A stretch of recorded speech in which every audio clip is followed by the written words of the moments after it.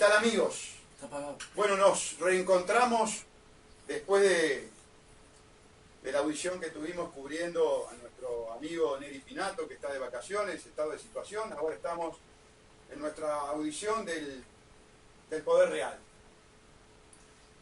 Y quienes vienen siguiendo esta audición desde hace mucho tiempo están acostumbrados a determinada terminología, a determinados análisis, que desde la élite del poder y desde los grandes medios de comunicación, adulones, alcahuetes del poder, se nos indica como como conspiranoides. ¿Por qué se nos indica como conspiranoides? Porque llevamos adelante investigaciones que buscan el vínculo entre el poder y la élite que manipula las masas,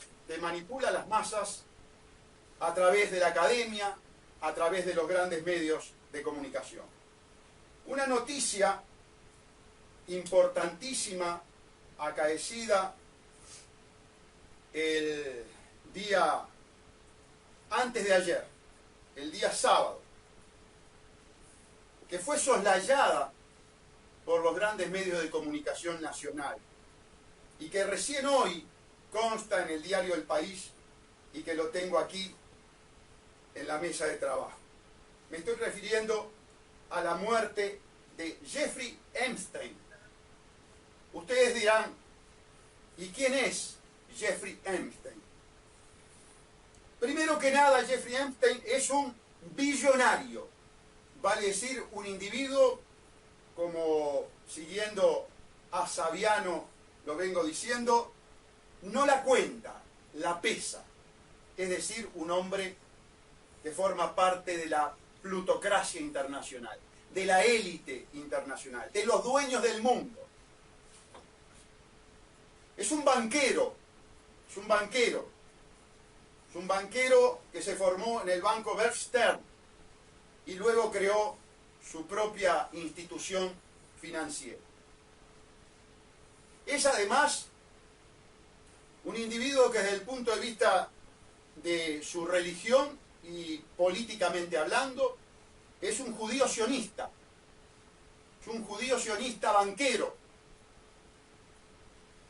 Pero además, y esta es la nota más importante, se presume que es un agente del servicio de inteligencia israelí, es decir, del Mossad. ¿Qué hacía este individuo? Este individuo espiaba en los Estados Unidos. Como se ha caracterizado siempre el gobierno del Estado israelí, que por una ley de Netanyahu es un Estado teocrático, es decir, es el Estado judío israelí, que tiene diseminado en Estados Unidos toda una red de espionaje. Es más, la nuclearización de Israel, la conversión de Israel en potencia nuclear se debió precisamente al espionaje del Mossad. En ese sentido tuvo importantísima gestión la realizada primero por Sapiro, el espía Sapiro, y luego también por Milchan, que aparecía a los ojos del mundo como un productor de Hollywood, pero en realidad era un espía de Israel para obtener la nuclearización, para obtener los secretos de las armas nucleares que luego confeccionó, construyó Israel y que le dio ese posicionamiento geoestratégico tan importante que luego lo fue incrementando. Mejor dicho, lo fue incrementando a partir de la nuclearización. La creación es creación de la diplomacia occidental, fundamentalmente de la diplomacia británica con la gestión y la financiación de la dinastía Rothschild. Bien, Jeffrey Epstein, como agente del Mossad, dirigía, operaba una red de pedofilia de alto nivel. Captaba, por intermedio de otra espía, Ghislaine Maxwell, a jovencitas de estados que se encontraban en situación de vulnerabilidad, es decir, en situación de ser cooptadas por estos depredadores sexuales, pedófilos, degenerados, como Jeffrey Epstein. Tenía un jet privado y la llevaba a esas jovencitas, a esas niñas, a una isla privada que tenía en las Islas Vírgenes.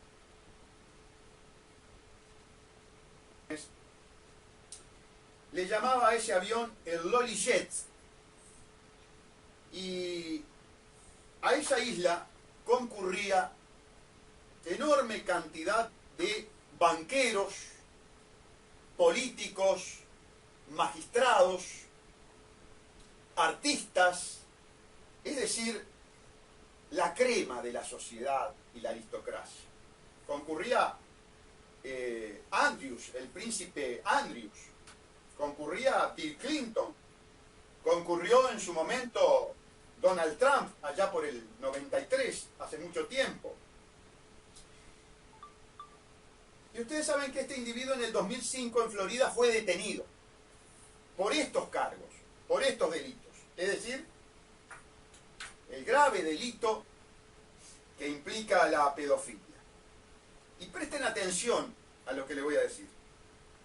En virtud del código americano, del código que trajo el fraude amplio al país, que lo trajo con los votos del Partido Nacional, del Partido Colorado, del Partido Independiente. Ahora, por ejemplo, me entero que Talvi designa en su campaña electoral como asesor jurídico en materia penal a un abogado, al doctor Ojeda, un abogado joven, el doctor Ojeda, que respalda 100% este código americano, que tiene amistad inclusive y ha participado en foros con el fiscal general comunista que ha traído este código. Fíjense la confusión en la que puede entrar el uruguayo, ¿no? Pensar que un fiscal comunista, en un acto de adulonería, cipallismo y colonialismo sin precedente, apoyado por todos los partidos, traiga el código foráneo de Estados Unidos, un código inmoral, criminal, discriminador, que fue el que aplicó el actual secretario de Comercio de Trump, renunciante, Alexander Costa, como fiscal de Florida en el 2005, para llegar a un pacto abreviado, igual que los que tenemos en el Uruguay, para que este pedófilo, espía, banquero, quedara libre, sin la intervención de las familias de las niñas abusadas por este depredador. El código del fraude amplio, el código de Talvi, el código de la calle Pou, el código de Mieres, el código que se propone reformar pero no eliminar el general Manini, es el código que permitió que a través de un acuerdo, de lo que se llama un pacto entre el fiscal corrupto Alexander Costa, obviamente coimeado por el banquero, pedófilo, agente del Mossad, Jeffrey Epstein, saliera libre pese a las decenas de imputaciones de estos graves delitos cometidos en Estados Unidos.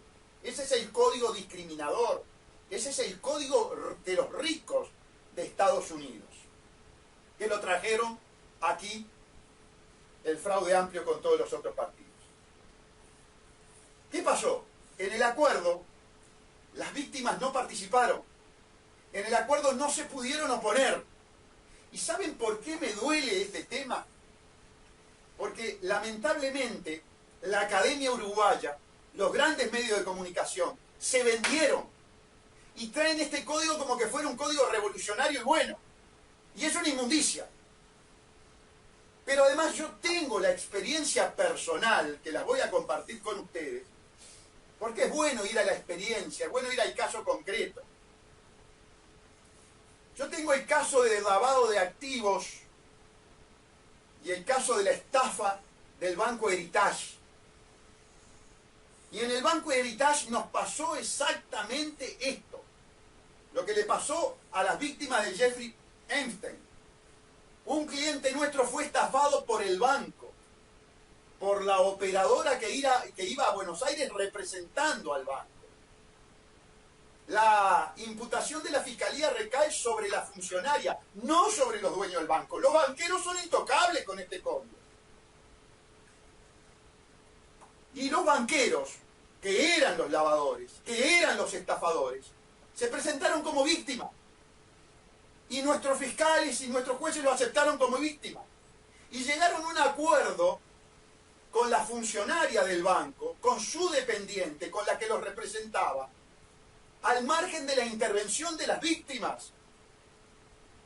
Y el acuerdo implicó que se le pagara a la estafadora con los bienes que se habían comprado con el producto de la estafa. Y el acuerdo se hizo sin la participación de las víctimas, como sucedió en el caso de Jeffrey Epstein. Eso es este código. Es el código de los banqueros.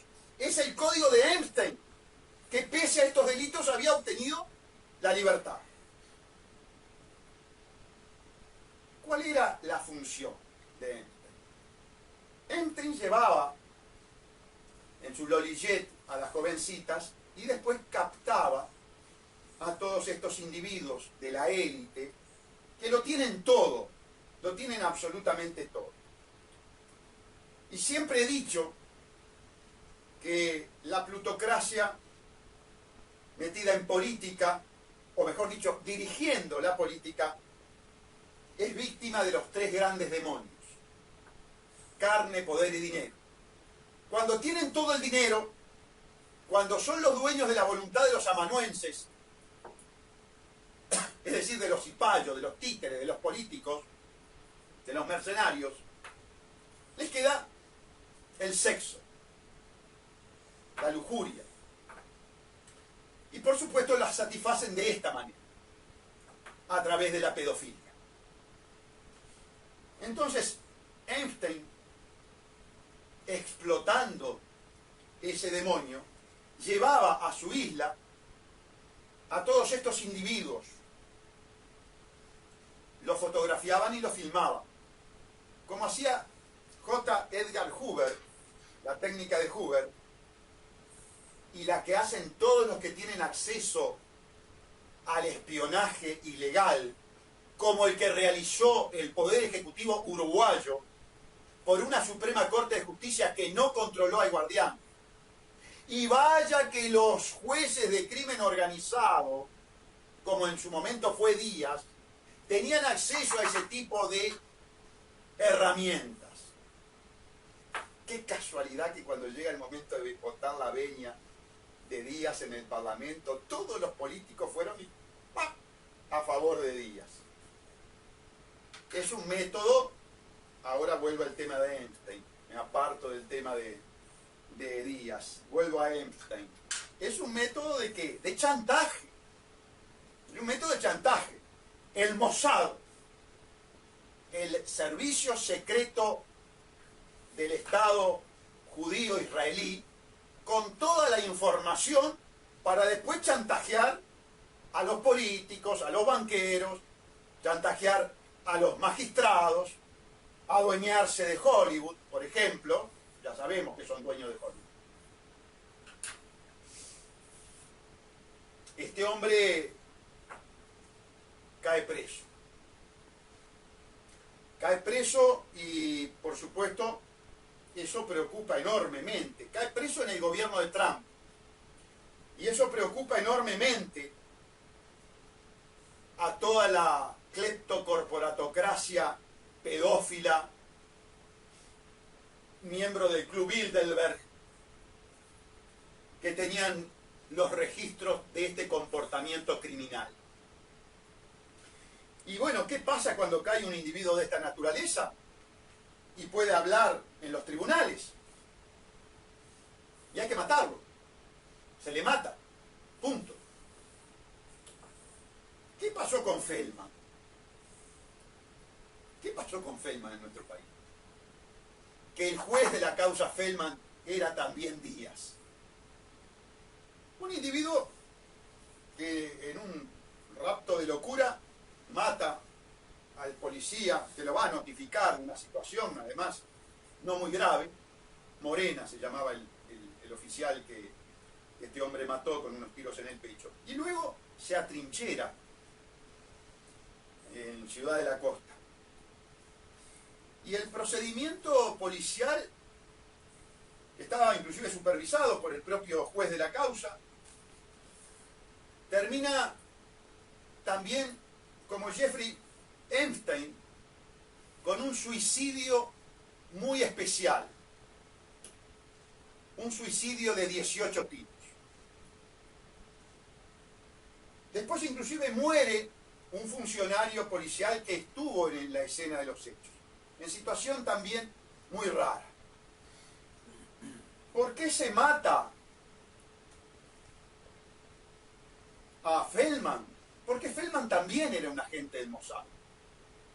Es lo que se llama un agente, una célula dormida del Mossad. Era una célula dormida del Mossad. Por esta situación disfuncional en la que incurre este agente, había que eliminarlo. Y lo eliminó la policía del Uruguay. ¿Por qué decimos que era un agente del Mossad? Porque llevamos pruebas al expediente que conducía el doctor Díaz. ¿Ustedes recuerdan aquel caso acontecido en Antel de un individuo que entró con una tarjeta del perro Vázquez y se metió en la computación de Antel y dijo que era funcionario de Antel? En el expediente ese funcionario confesó que había recibido instrucción de carácter militar en la Embajada de Israel, y quien había sido profesor de él en algún área había sido Feldman. Es decir, yo llevé al expediente de Feldman la prueba de que había que investigar por lo menos la implicancia de la Embajada de Israel con Feldman y con la muerte de Feldman. Por supuesto que Jorge Díaz no investigó esa línea que habíamos planteado en el expediente. CNN hoy habla precisamente de que algunos Twitter de Donald Trump alienta la teoría de la conspiración. La teoría de la conspiración es sustentada precisamente por todo el aparato de inteligencia del Mossad. Cuando usted quiere buscar los vínculos de los banqueros sionistas con determinadas situaciones de gobierno del mundo, inmediatamente todo el aparato del imperio anglosajón sionista masónico se encarga de descalificarlo como conspiranoico. Hoy tienen la prueba. Un individuo en una cárcel de máxima seguridad, en el pabellón específico para los individuos en situación de riesgo y de riesgo de suicidio. Le pasa lo mismo que nos pasó con Moravito. Resulta que cuando hay gente importante pasan cosas raras. Cuando cae el Brian, el Jonathan, ahí, salvo que lo mate un policía de la penitenciaría y que después lo quieran hacer pasar como una muerte entre reclusos. Recuerden lo que pasó con lo que descubrió Petit con respecto a ese recluso que le pegaron con una bala de goma en la cabeza y después lo dejaron desangrar. Y lo quisieron presentar como una muerte entre los reclusos.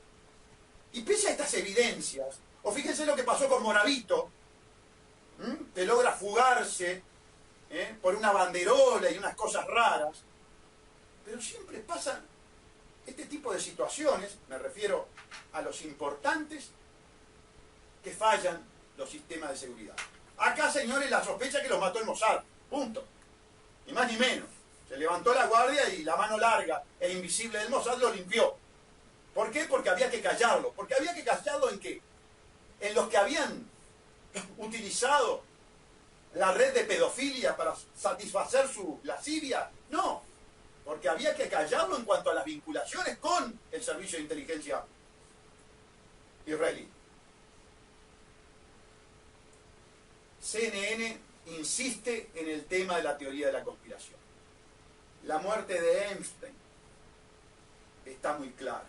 Lo mataron, no cabe la menor duda. Había que tapar que la penetración de los servicios de inteligencia israelí en los Estados Unidos. Porque Estados Unidos es el brazo gordo de la política de los banqueros judíos sionistas a nivel mundial. Los dueños de la Reserva Federal, los dueños de los grandes bancos. ¿Qué problema podrán tener estos cleptoplutócratas en hambriar a la humanidad, en estafar a la humanidad, cuando los encontramos inmersos en esta red de abuso y pedofilia? Es un caso verdaderamente importantísimo. Es prueba fehaciente, objetiva, de lo que muchos venimos denunciando hace mucho tiempo. No encontrarán seguramente ningún otro candidato a la presidencia de la República que profundice en este tema y que busque las similitudes, las semejanzas de estos procedimientos de la plutocracia a nivel internacional con lo que sucede a nivel nacional. Todo esto se realizaba en el más absoluto secreto y confidencialidad. Palabra que los uruguayos tenemos que tenerle asco. Cuando un político, cuando un banquero, cuando un plutócrata, un magnate de las corporaciones habla de confidencialidad, es porque está cocinando al pueblo, es porque está robando al pueblo. Y cuando el gobernante habla de confidencialidad es porque está vendiendo al pueblo, está vendiendo la patria, porque coimeó. Ustedes saben que dentro de los plutócratas, pedófilos, degenerados, amigos de Epstein que iban en el Lolly Jet, hay muchos miembros del Club Bilderberg. Ese club que también durante mucho tiempo, cuando nosotros recién empezamos a hablar, había mucho imbécil, mucho tarado, que tratándonos de conspiranoico negaban su existencia. Los imbéciles, los tarados o los mercenarios tuvieron que comerse el vómito frío y tuvieron que aceptar que efectivamente existía, porque las pruebas eran abrumadoras y porque habían ya datos de carácter ostensible. Llegaban a los distintos lugares donde se reunían, son hoteles de primer nivel, apartados, pero empezó a filtrarse la información. Decía entonces que los grupos de los miembros, muchos miembros del Club Bilderberg, no digo que todos, muchos, participaban de estas orgías pedófilas. ¿Y por qué para Uruguay es importante ahora el Club Bilderberg? Porque nosotros, conforme a la venta de la patria que ha hecho la Asociación para Delinquir Fraude Amplio, con la colaboración del Partido Nacional, o sea, del partido que impulsa la candidatura a la presidencia del doctor Lacalle, con su beneplácito, por cierto, porque tuvo los intendentes Vidalín, Da Rosa y Pájaro Enciso que colaboraron imprescindiblemente con el proyecto corrupto ROU-UPM. Detrás de ese proyecto corrupto ROU-UPM hay un magnate miembro del Club Bilderberg, de la logia del Club Bilderberg, que ustedes ya lo conocen, los que me escuchan, que es Rolf Wallross. No sé si subió al Lolijet, no lo sé, no lo puedo asegurar. Pero sí forma parte de esa élite cleptocorporatocrática. Y métanse este término en la cabeza, porque como lo decía hace un rato, es el término que define la realidad del siglo XXI. Pero en forma descarnada, ostensible, impúdica, obscena. Con este tipo de obscenidades. Son la superélite, los dueños del mundo, los amos, capaces de cualquier cosa. Walross, miembro del Club Bilderberg, dueño de UPM, el sistema político uruguayo le vende la patria a este individuo. Y transformamos al Uruguay en una republiqueta forestal celulósica, siguiendo los designios y siguiendo las presiones de estos grupos, que se caracterizan por estas conductas que acabo de describir. Vamos a la pausa, volvemos. Y Andalucía va a ser medio. Exposición que habíamos trazado en el día de hoy, algunos aspectos que queremos relevar. El domingo 18 a las 10 de la mañana en el Platense Patín Club tenemos la convención del partido. Necesitamos indefectiblemente la responsabilidad de los convencionales en concurrir. Debemos llegar a 251 convencionales para poder quedar en carrera en esta elección. Fundamental, llevar credencial. Llevar credencial. Creo que en la página del partido no se hace hincapié, y habría que poner un cartel muy grande. Ayer me lo decía una amiga de Parque del Plata, Gladys, le mandamos un abrazo a Gladys y a Pocho, que no figuraba el llevar la credencial. La dirección, estamos hablando de Daniel Muñoz y Juan Polier, Platense Patín Club, 10:30 de la mañana. 10:30 de la mañana. Llevar credencial. Señores, tenemos 70.000 boletas contra la bancarización obligatoria. Ahora quedan menos, pero no se está moviendo el librarnos de las cadenas de estos tipos. De estos tipos. Jeffrey Epstein era banquero. Cuando desde estas audiciones decimos el Tupamaro, el guerrillero, el que formó parte de una organización que mató peón de estancia en nombre de la reforma agraria y contra la oligarquía banquera, nos metió las cadenas de la ley 19.210. ¿Qué pasa con el pueblo uruguayo? ¿Les gusta estar encadenado a los banqueros pedófilos? ¿Qué pasa que no firman? Pueden estar bancarizados. Lo que estamos haciendo es la reforma de la Constitución, poniendo en la Carta Magna como corresponde, con un sentido técnico excelente, se llama excelencia constituyente, con la excelencia constituyente de nuestro proyecto, poner a ese nivel la libertad con respecto a estos plutócratas pedófilos. Banquero es cocaína, banquero es pedofilia, banquero es tráfico, lavado. Nos pusieron el fraude amplio, esa fuerza criminal, cipaya de la oligarquía, utilizando el término de la candidata a la vicepresidencia. Villar forma parte de un partido que trabaja para la oligarquía pedófila internacional. Satisface los intereses de la oligarquía banquera, pedófila, usurera, agiotista, cuando comparte la bancarización obligatoria.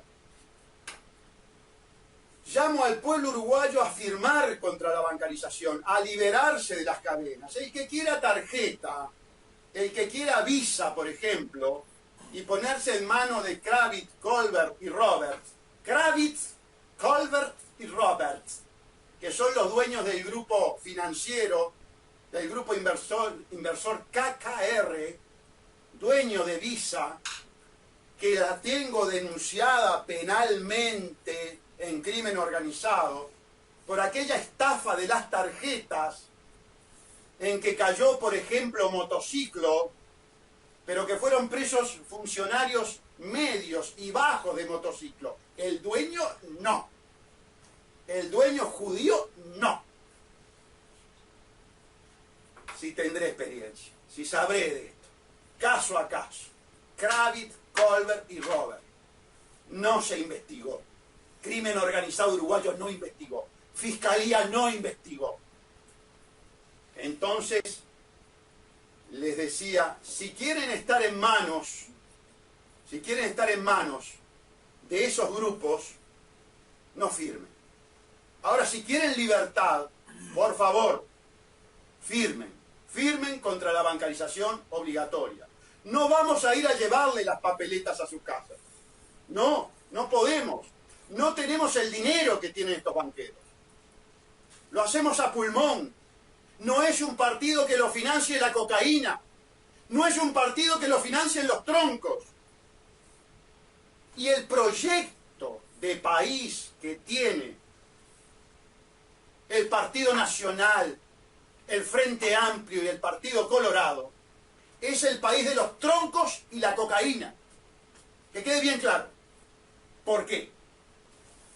Porque el modelo es el modelo colonialista, extractivista de monocultivo, descrito impecablemente por el detractor, antes de fallecer, Eduardo Galeano, en Las Venas Abiertas de América.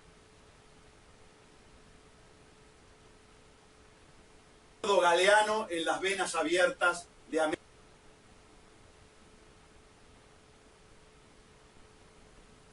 Eduardo Galeano, en Las Venas Abiertas de América Latina, que antes de fallecer escupió su propio libro, que era la Biblia de los Frente Amplistas en la década del 70, y que adelantó lo que está sucediendo en este momento.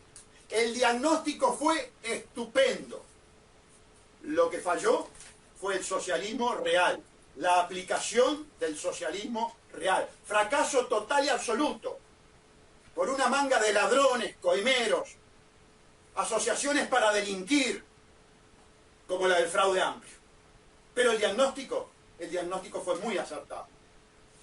Troncos en el agro. Y que quede claro, esto del Partido Nacional, troncos en el agro. Muchachos de un solo Uruguay. El Partido Nacional quiere troncos en el agro. Yo leía hoy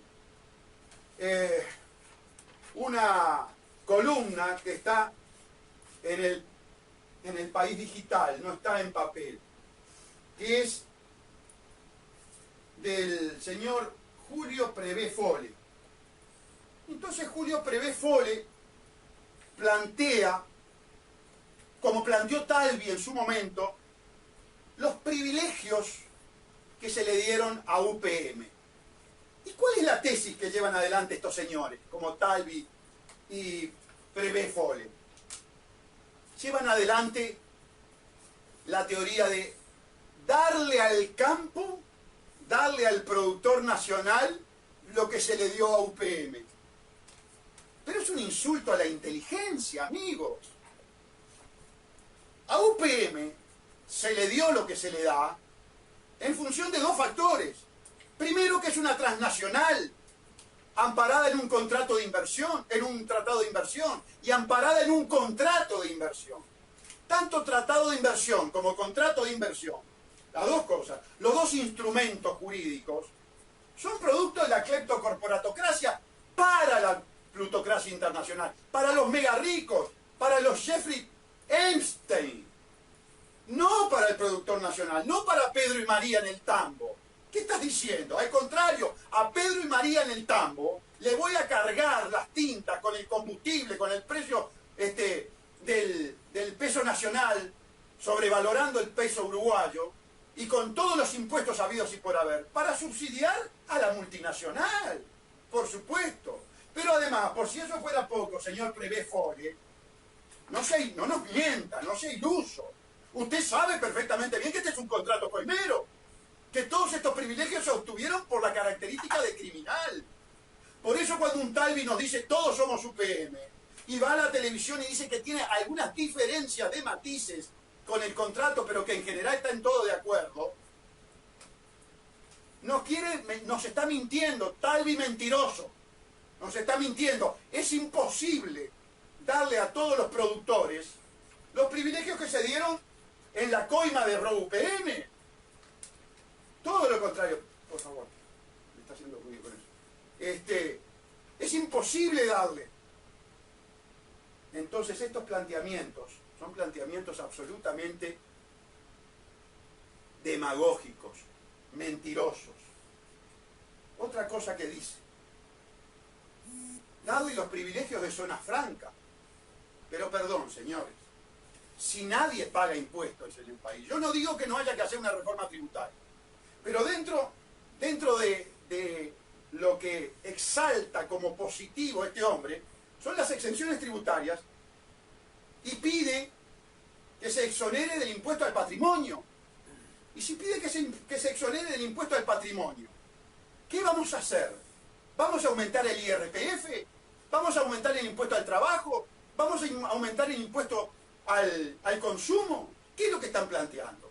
Pero estas son las mentiras, la demagogia. Ahora, ¿saben lo que pasa? Que esta mentira y demagogia camina mucho. Porque al pueblo uruguayo, en su gran mayoría, no voy a generalizar, pero en su gran mayoría, les gusta la mentira, les gusta la demagogia, les gusta la fácil. Y no está fácil. El político honesto, el político sincero, tiene que decirle, no está fácil. Porque estos asociados para delinquir ya nos han enganchado con la colaboración del Partido Nacional, del Partido Colorado, del Partido Independiente, en este Titanic que es la producción de troncos. Y por supuesto, voy al otro aspecto. ¿Por qué digo troncos y cocaína? Porque si yo voy a los troncos en el agro, voy a tener un éxodo rural imponente. Yo vengo de 33 y Melo, estuve el fin de semana, y hoy me voy para Tacuarembó. Está molido el interior uruguayo. Está molido, está postrado. La cantidad de locales comerciales que están vacíos en 33, en Melo. El ánimo del hombre de campo, está quebrado el hombre de campo. ¿Y cómo no va a estar quebrado el hombre de campo? Si se le está matando, si se le está poniendo toda una carga impositiva para subsidiar lo insubsidiable, a los Bilderberg, a los plutócratas, a los oligarcas, a los oligopolios transnacionales, como una cerveza subsidiada, por ejemplo. Pero qué locura estamos viviendo. Prevé Fole aplicar las leyes pachequistas en forma total, para todo el espectro del país. No, prevé Fole. No. A ver, el privilegio de aplicar las leyes del pachecato las tienen las multinacionales. No las tienen los empresarios. Los empresarios nacionales van a tener que enfrentar el sabotaje permanente del PIT-CNT, porque el PIT-CNT está dominado por los tupabolches. Y los tupabolches se venden a la oligarquía internacional. Los tupabolches aceptan el pachecato para la cleptocorporatocracia, para los que andan en el Lolijet. Muchachos del PIT-CNT, qué bárbaros son ustedes. Muchachos de la FEU, qué tipos bárbaros que son ustedes, ¿eh? Les gusta el pachecato, les gusta la ley del pachecato, del bocha. Les gusta la ley del bocha para beneficiar a los del Lolijet. Qué cobardía, ¿no? Qué entrega. ¿Cuánto fue el soborno que habrá recibido la clase corrupta del PIT-CNT para beneficiar con las leyes del pachecato a los que andan en el Lolijet de Epstein? Muchachos de la FEU, muchachos jóvenes, que estos gobiernos les están dejando tronco y cocaína. Tronco, cocaína y mucha ideología de género. Estos Epstein, Paul Singer, son los que bancan las campañas de la ideología de género. Estos quieren mucha libertad sexual. Estos quieren ir contra la naturaleza y decir que el género es una construcción cultural. Que puedo nacer hombre, pero si en la cabeza se me pianta que soy niña o mujer, no tengo problema ninguno. Estos quieren romper el entramado de la moral y de la ética para poder subirlas a los lollies. Por eso estamos totalmente contra la ideología de género. Estamos en guerra contra la oligarquía pedófila internacional que banca la ideología de género, que lleva adelante la Asociación para Delinquir Fraude Amplio con la cobardía de los partidos tradicionales. Siempre digo lo siguiente, con respecto al tema de la sexualidad. Siendo mayor de edad, lo hace con lo suyo. Que disfrute y viva como quiera. Pero, desde el punto de vista del Estado, el promover determinada ideología es lisa y llanamente inconstitucional porque es proselitismo. La familia es la base constitucional del Uruguay. Y la base constitucional del Uruguay es la familia heterosexual. Y la ley del matrimonio gay es inconstitucional. Y la ley trans es inconstitucional. Sé que rompo los moldes. Sé que por allí los partidarios de la cleptocorporatocracia pedófila nos llaman dinosaurios. Dinosaurios depredadores son estos tipos como Jeffrey Epstein o como Paul Singer, ese dueño de la deuda argentina que masacró a la Argentina, que masacra a los países africanos. De ahí viene la ideología de género. No en balde la ONU vino a presionar al Uruguay. Se puso del lado del fraude amplio, el fraude amplio con la ONU, presionándole al Uruguay. Único candidato a la presidencia de la República con este discurso. Tienen la opción, tienen la sinceridad, tienen la lealtad, tienen el patriotismo artiguista. No en balde nos encadenamos allá en la Plaza Independencia, el 18 de mayo, del 17 al 18 de mayo. Desplazamos a los internacionalistas, desplazamos a los que gobiernan para la cleptocorporatocracia pedófila. Nos quedamos del lado de Artigas. Los que gobiernan para la cleptocorporatocracia pedófila quedaron allí en el palacio ese tan oscuro, que es la torre ejecutiva, donde hay 22 secretarías inconstitucionales, donde hay un despilfarro de dinero imponente, donde no se combate a la cocaína donde se debe combatir. ¿Ustedes creen que estas fiestas orgiásticas que realizan los plutócratas, un viejo de 66 años con una gurisa de 16, con qué juego puede enfrentar una noche de orgía y sexo? Con cocaína. Con cocaína. Banco y cocaína. Por eso cuando tenemos bancarización obligatoria y ley de la marihuana, tenemos un gobierno degenerado, tenemos un gobierno que vino por nuestros niños, los quiere narcotizados, los quiere como puerta de entrada a la cocaína, porque la cocaína es la sangre del sistema financiero. Por eso no es falso cuando nosotros decimos troncos y cocaína, porque además están conectados. Troncos y cocaína llegan al mismo punto, llegan a los banqueros. ¿Por qué digo cocaína en la ciudad? Porque con este mundo de desempleados que tenemos, están los datos hoy en la prensa nacional, con el mundo de desempleados que tenemos hoy, amigos, con el sistema asistencialista de la cleptocorporatocracia, que es tirado un mendrugo y estructuralizar la pobreza, como siempre lo decimos. Que el pobre siga pobre. Para eso trabajan los bolches como Marina Nismen, para que el pobre siga pobre. Para que no tenga un trabajo genuino. No lo puede tener, porque tenemos los troncos, tenemos el país entregado a los troncos. Entonces, ¿qué hay que darle? Un mendrugo. Y junto con los mendrugos, ¿qué hay que darle? Y la cocaína, la marihuana para entrar y la cocaína después para llevar las ganancias a los bancos.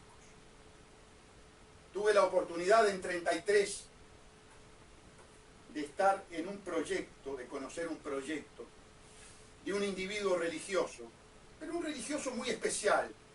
No tiene una religión, habla de una fuerza superior, una energía superior.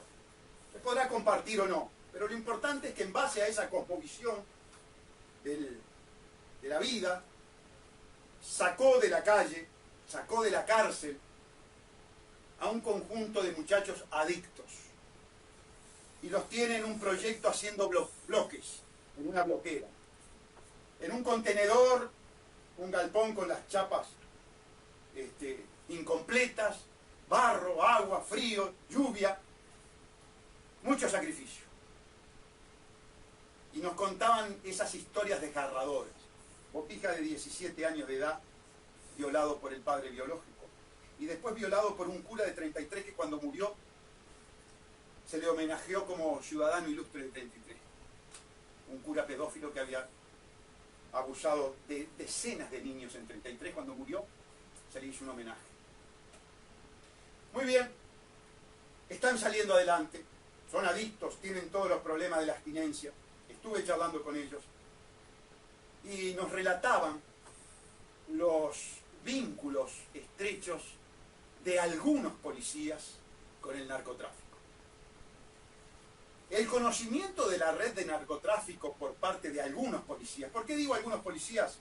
Porque como en toda actividad humana, generalizar es una ingratitud. Decir todos los abogados son carancho, todos los abogados son vendidos, o todos los abogados son abogados porque son burros y no pudieron pasar matemática, es una generalización ingrata. Pero que una gran mayoría que está en esa categoría no cabe la menor. Con la policía pasa lo mismo. Hay policías muy honestos que se juegan la vida por los uruguayos, pero hay otros que son corruptos.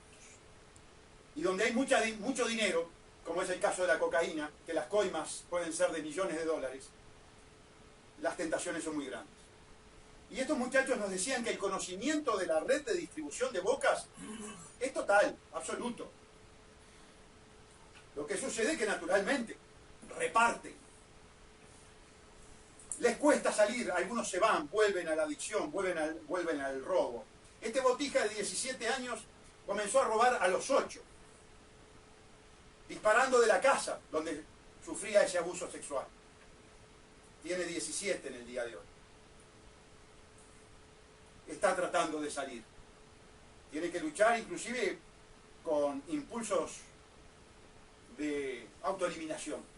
Había otro muchacho mayor, ese mucho más volcado a una problemática psicológica con riesgo de autoeliminación. Eso es lo que produce el modelo Robupe.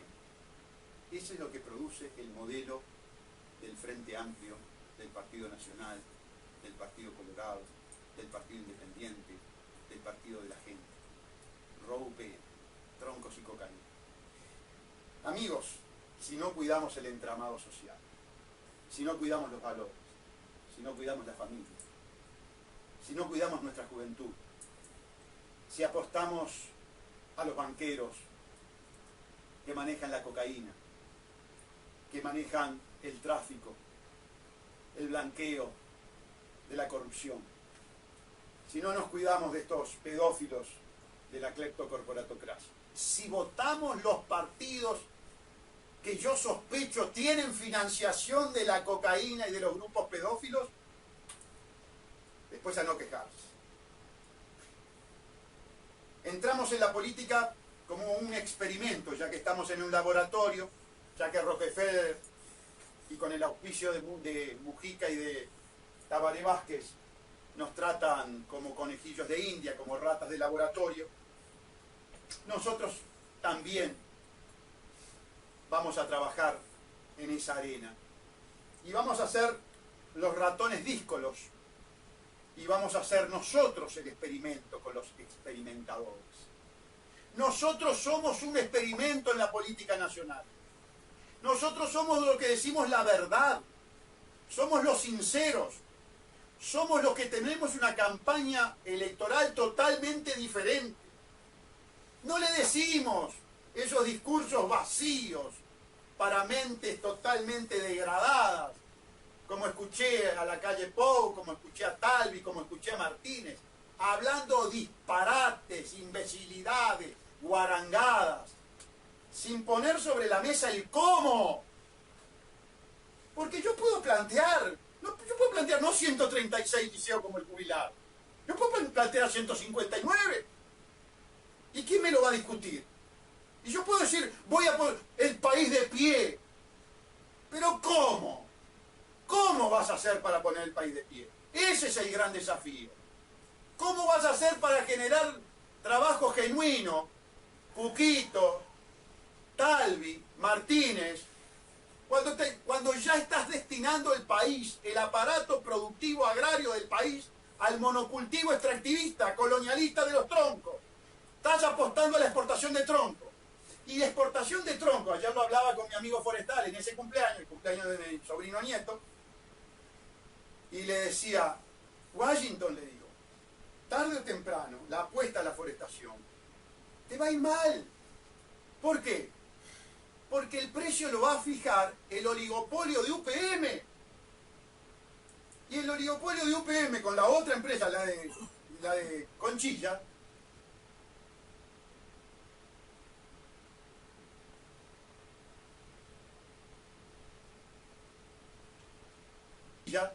va a fijar el precio después que los tenga agarrados, después que tenga todo forestado, en el precio que le convengan a ellos. Y ustedes no van a tener opción porque tienen ya los eucaliptos. ¿Qué van a hacer con los eucaliptos? ¿Dónde se los van a meter? ¿Saben lo que me contestó? Ya está pasando eso. Ya estamos dependiendo del precio que nos fija UPM. Entonces, yo no puedo entender que la gente... Sí, se van a generar 8.000 puestos de trabajo mientras se construye la planta. Pero ¿y después? Después quedan 250, 300. Vamos a contaminar el agua de nuestras futuras generaciones. Vamos a invertir 4.000 millones de dólares, que van a ser 8.000, porque con los robos de la Asociación para Delinquir, se planteó la arena en 40 y lo pagamos 102. Pagamos 3 veces el valor de la luz. En todos lados nos han robado estos degenerados. Bueno, nos va a costar 8.000 millones. Vamos a destinar 8.000 millones a UPM. ¿Ya vieron lo que pasó con el precio de la vía, del uso de la vía, el canon del uso de la vía? 3 tipos que no tienen autorización de la Constitución de la República, que ni siquiera forman parte del Poder Ejecutivo, que forman parte de la Presidencia, fueron y firmaron, por sí ante sí, siendo nadie, como que fuera yo a firmar, la entrega de más de 600 millones de dólares. Y el fiscal que no quiere investigar, bueno, como, ¿qué pasa? Lo mismo que pasó con este hombre Einstein, por algo se fue.